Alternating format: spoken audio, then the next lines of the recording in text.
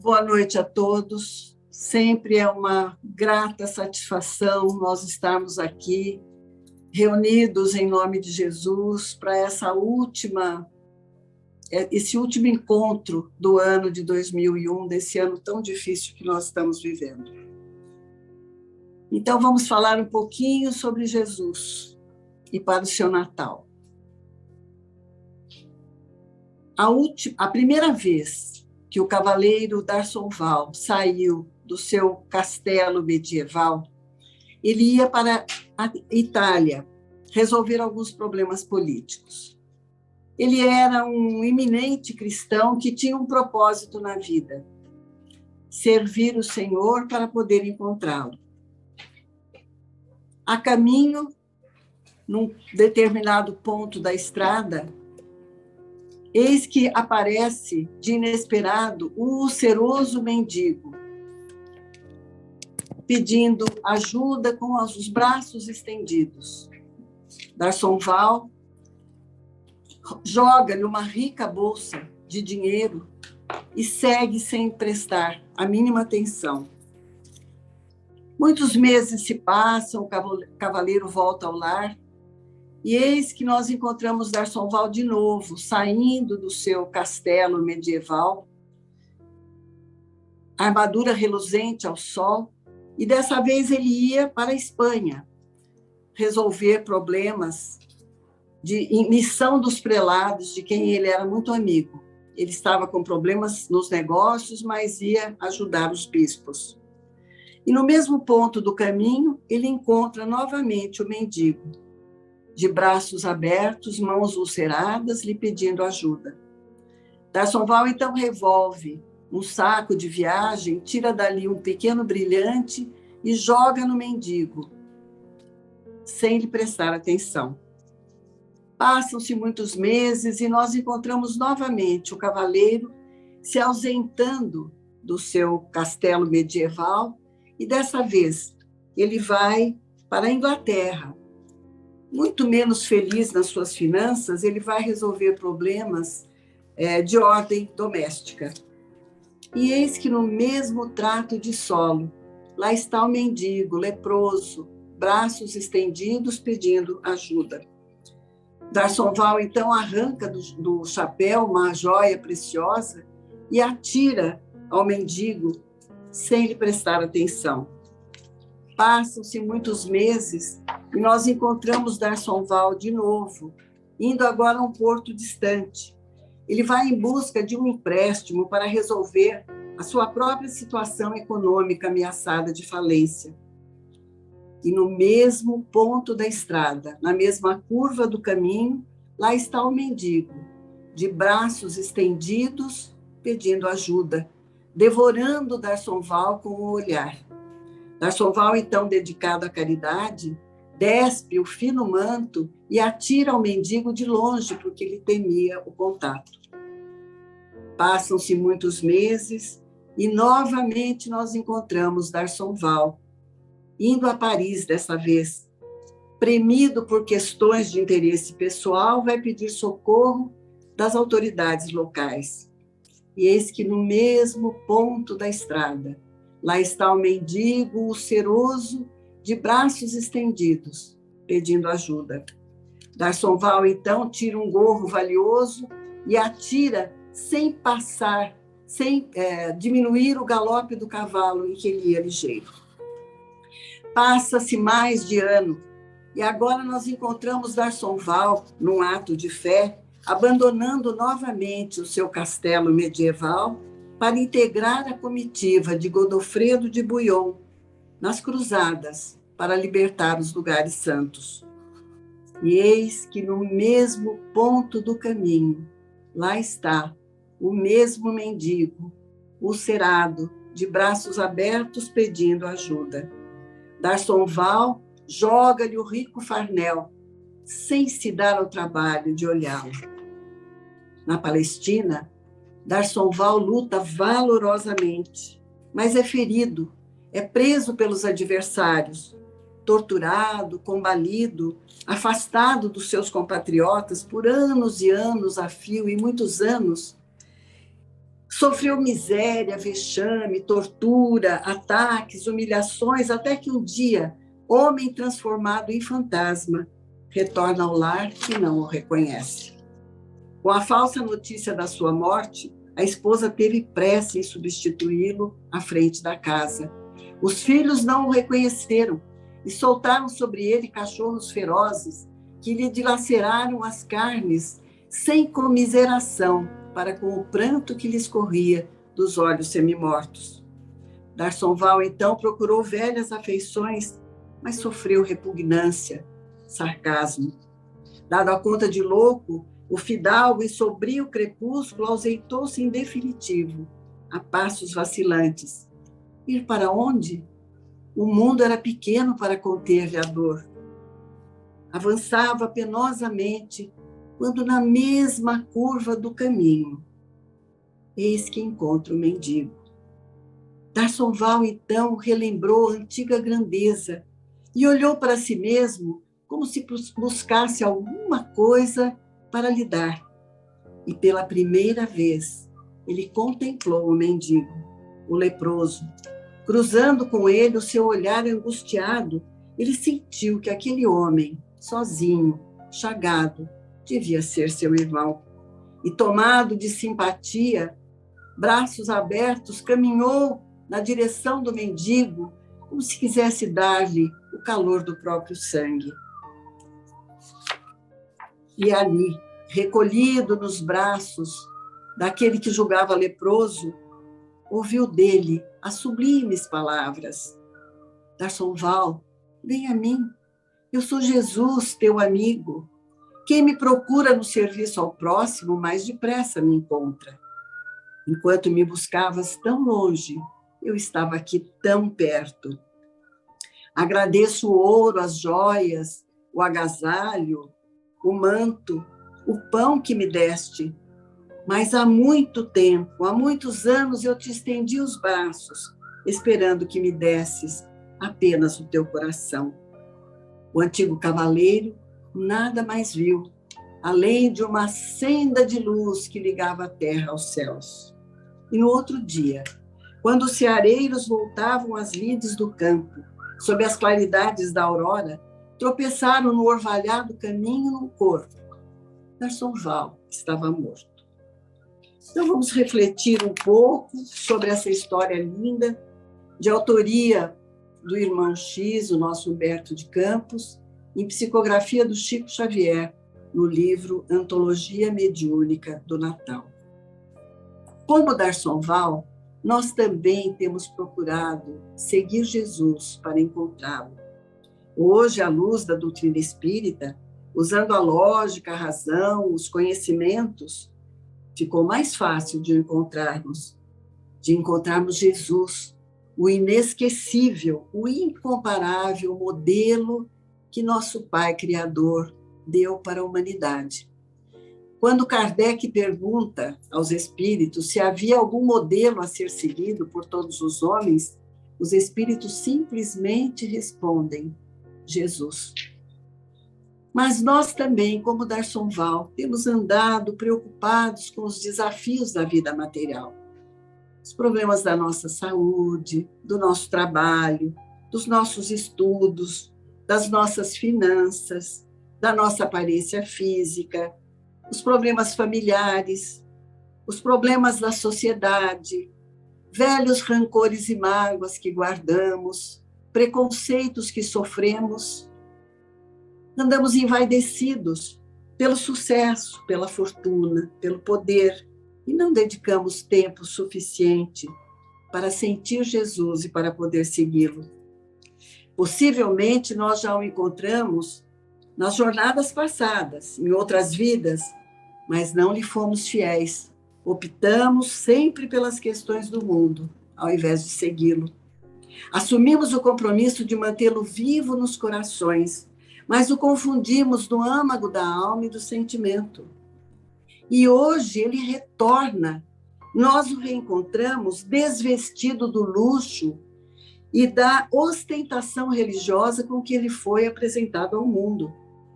E desfigurando a grandeza, porque Jesus é simples, é nobre. Ele caminha anônimo entre as massas desvairadas, enlouquecidas, e auxilia no silêncio e na ternura, abrindo portas para que nós conquistemos a plenitude. Ele está sempre vigilante e esperando que nós lhe demos de novo a oportunidade de se nos apresentar. Porém, se nós ainda não o encontramos, então vamos parar, vamos refletir, vamos direcionar os nossos passos para que não seja tarde demais, como aconteceu com Darsonval.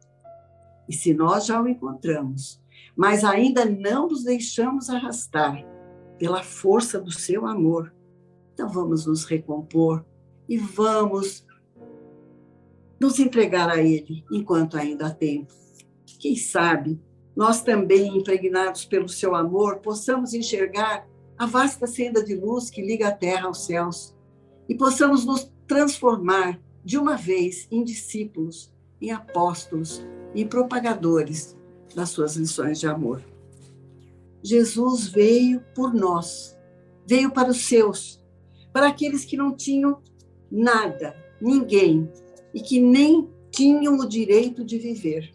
Jesus veio para os aflitos, para os doentes, para os fracos, para os injustiçados, para os que não tinham voz, para os excluídos, para os humildes, para aqueles que perderam tudo, até o direito de serem amados. Ele veio para todos nós. Ele dizia que os sãos não precisavam de médico. E disse: vinde a mim, todos vós que andais aflitos e sobrecarregados, que eu vos aliviarei. Tomai sobre vós o meu jugo e aprendei de mim, que sou manso e humilde de coração, e achareis descanso para as vossas almas, porque o meu jugo é suave e o meu fardo é leve. Isso está no Evangelho segundo o Espiritismo, no capítulo 6, o Cristo Consolador. Jesus nasceu nas pequena cidade de Belém de Judá. Seus pais chegaram ali para serem recenseados, conforme mandava a lei. Bateram de porta em porta buscando auxílio, mas todas as portas estavam fechadas.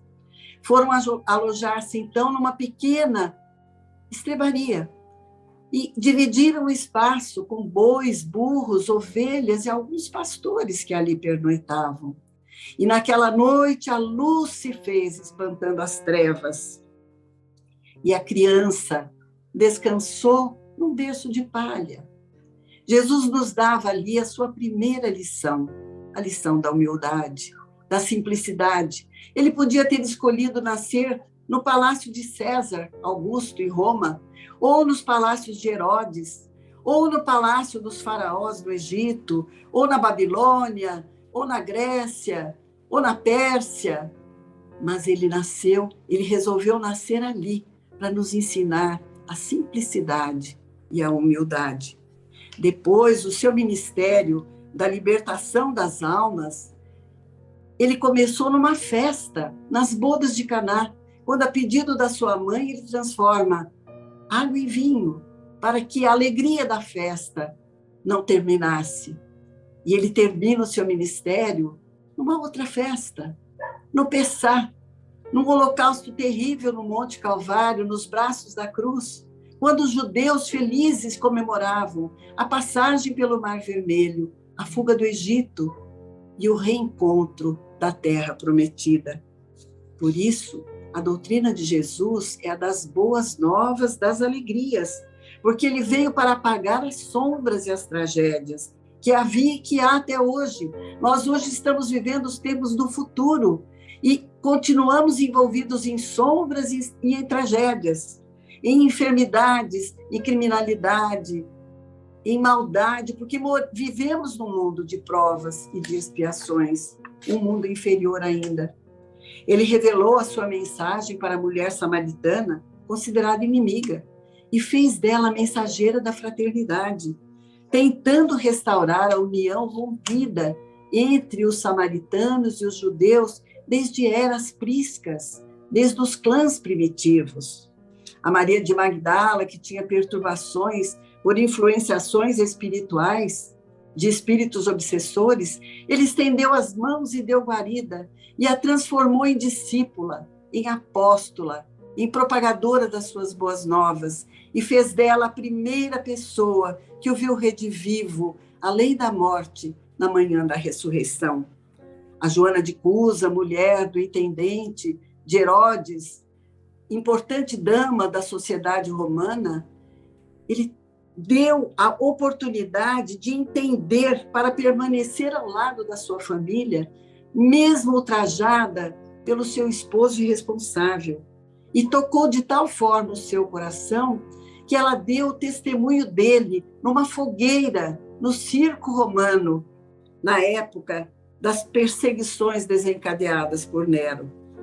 Para Nicodemos, o orgulhoso doutor da lei que o procurou na calada da noite para não ser visto, que se assentava numa cadeira no sinédrio, ele deu claras e profundas explicações sobre a necessidade dos múltiplos renascimentos do espírito no corpo de carne. E nós encontramos as explicações todas no Livro dos Espíritos, no capítulo 4, que trata das reencarnações. Jesus jamais se omitiu em ajudar quem necessitasse e se doava integralmente. Ele andava na contramão dos costumes e dos hábitos da época, porque aquele povo era um povo orgulhoso, vaidoso, cheio de preconceitos, e ele era censurado porque comia com os publicanos, odiados cobradores de impostos, e com os pecadores, e com os pobres, e com a ralé, e com as mulheres, e com as crianças. Ele ensinou através dos exemplos e das parábolas, que são ricas lições, cheias de informações importantes a respeito da ética do comportamento humano e que se tornaram hoje, na atualidade, verdadeiros processos psicoterapêuticos para a libertação das vidas presas aos conflitos trazidos das encarnações passadas. Na parábola do bom samaritano, a proposta é a da compaixão e a da misericórdia, porque o samaritano era inimigo dos judeus. E quem socorre o judeu caído na estrada, maltratado pelos assaltantes, roubado e ferido, foi um samaritano que passou por ali, tomado de compaixão, curou-lhe as feridas, levou-o para uma estalagem, pagou-lhe a estadia e se comprometeu a voltar e ressarcir, se houvesse algum gasto. Na parábola do filho pródigo, quando havia aquele senhor poderoso, rico, com terras, animais, plantações, que tinha 2 filhos que trabalhavam com ele, e o mais novo resolve pedir a sua parte na herança e vai viver a sua vida no mundo lá fora, gasta todo o dinheiro e vai trabalhar como empregado, alimentando porcos, comendo com os porcos, até que um dia ele percebe que ele seria mais feliz se ele voltasse a trabalhar com seu pai, ser empregado do seu pai. E ele volta, e o pai o recebe de braços abertos e faz um grande banquete para festejar o seu retorno. Nessa parábola, Jesus nos ensina o arrependimento, a reparação dos erros e a reabilitação das criaturas.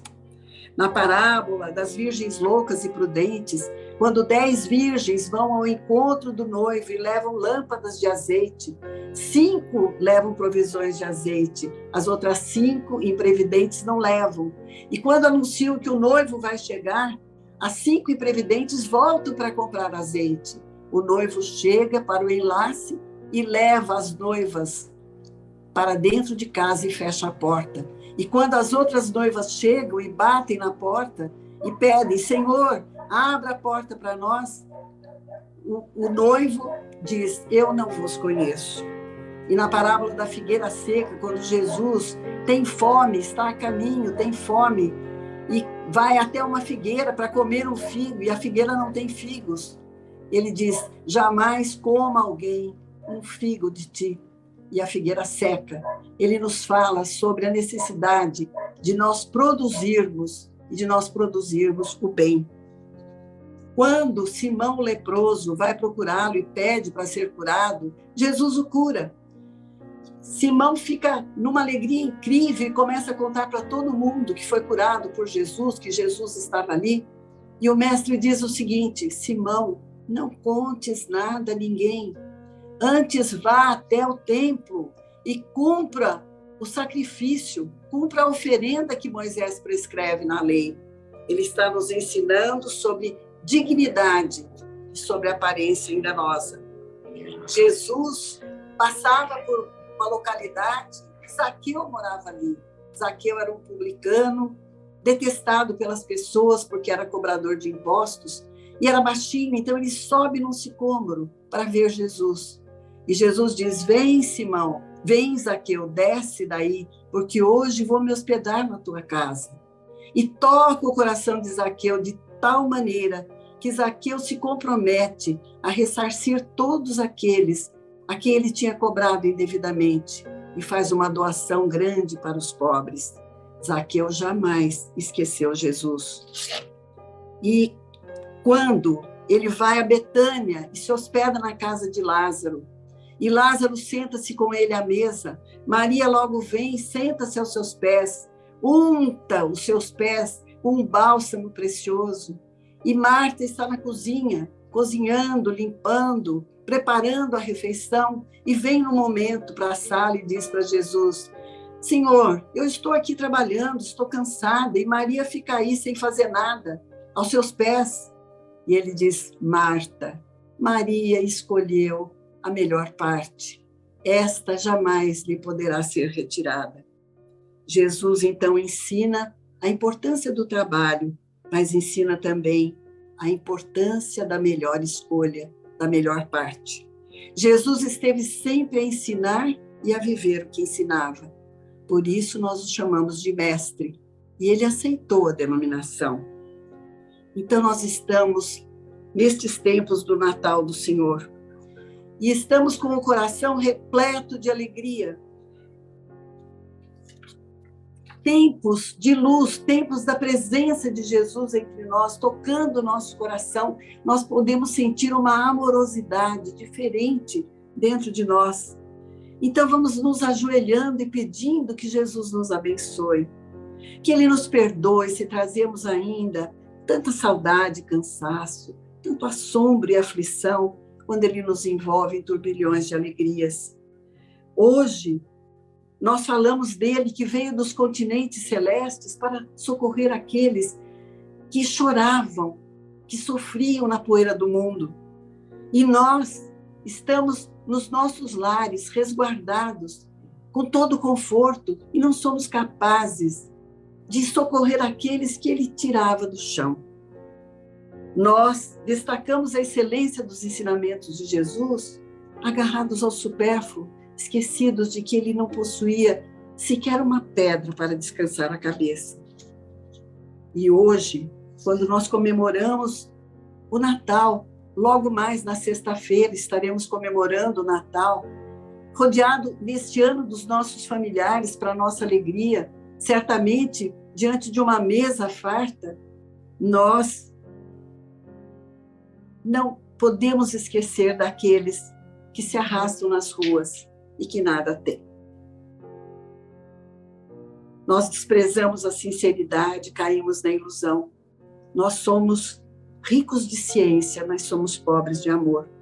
Por isso, lembrando a humildade do Mestre, vamos pedir que Ele nos perdoe e que Ele nos ame ainda. E que se nós podemos pedir ainda alguma coisa, é que Ele nos desculpe o nada que lhe oferecemos, perto do tudo que Ele nos dá.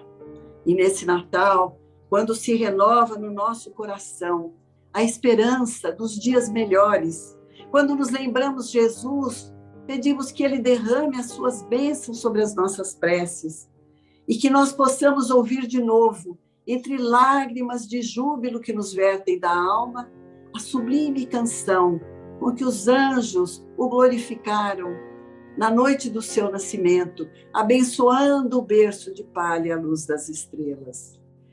Vamos repetindo com eles: glória a Deus nas alturas, paz na terra, boa vontade para com os homens.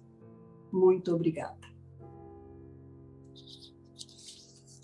Nesse momento, nós vamos fechando os nossos olhos, agradecendo a Jesus a bênção da nossa vida, rogando que nós possamos encontrá-lo nos caminhos do mundo e possamos senti-lo e possamos segui-lo, refletindo a sua imagem onde quer que nós estivermos. Que Ele esteja conosco neste Natal e que Ele nos abençoe no ano que vai começar, que seja um ano farto de bênçãos e que nós, conscientes, possamos dar aquele passo à frente, nos abraçando a Jesus, nos comprometendo com Ele, a sermos melhores a cada dia, transformando de vez os nossos corações. Feliz Natal, feliz Ano Novo, e que o ano que vem nos encontre reunidos para orar e para fazer o bem. Um beijo para cada um, um abraço de coração para coração. Muito obrigada.